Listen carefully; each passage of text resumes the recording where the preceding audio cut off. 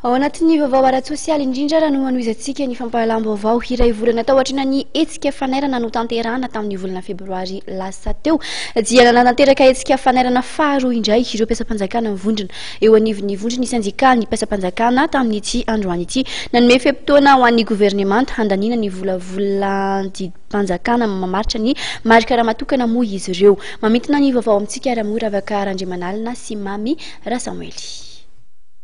Nanome feptoana herinandro ny gouvernemanta andanina ny volavolana didim-panjakana mamaritra ny marika raha matokana ho an'ny mpiasam-panjakana ireo mpiasam-panjakana mivondrona eo anivon'ny vondrona mpiasam-panjakana izay nanatanteraka fitokonana fanairana faharoa androany teto amin'ny ministeran'ny asa teto 67 hektara nambaran'izy ireo fa ny soni no ilain'izy ireo eny fa na dia amin'ny repoblika fahefatra aza voahatra tokoa izany ary mino izay fa mbola mitsinjo reto zaza fonctionnaire reto ny mpitondra fanjakana mba anao soni aneo tsy misy ariary takina amin'ny transition io fa rehefa vita kosa ny raha vitany amin'izao moa arabasoa arabatsara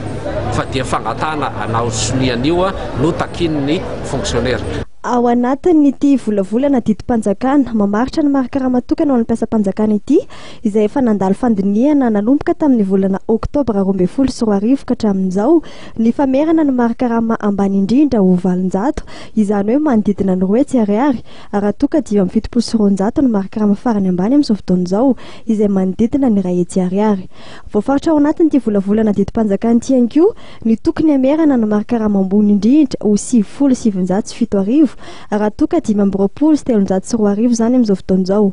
Arary ny sitsy ny fitakian'ny mpiasa efa nolanin'ny parlemanta tamin'ny taona 3 ny lalàna mifeny satan'ny mpiasam-panjakana ary voafaritra mazava tao anatin'izany ny anaovana marika raha matokana ho an'ny mpiasam-panjakana hoy ny ministry ny asa.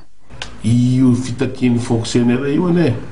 efa neken'ny gouvernemanta hatramin'ny voalohany satria nandaniany vola tery mitsisy vato nagnasan'ny fonctionnaire syndicat daholo andinika ny asara ny tontolo ny asa eto Madagasikara dia navoaka ny syndicat ny mpiasam-panjakana tegna ary fa misy 25 point zany sy mainsa hitany anasarana ny tontolo ny asa eto Madagasikara eto dia nomena an'izay résolution zay ny primature zahay ary maman'ny gouvernemanta manontolo dia amin'io dia voalaza amin'io zany ny grille indiciaire satria ny grille indiciaire zavatra sy fitakina fa zavatra efa vita soratra zany agnatina ny loi 2003 io zany statut général de fonctionnaire amin'ny article 27-28 io fitakina fonctionnaire io zany zavatra a décret d'application ny loi io zany no atao.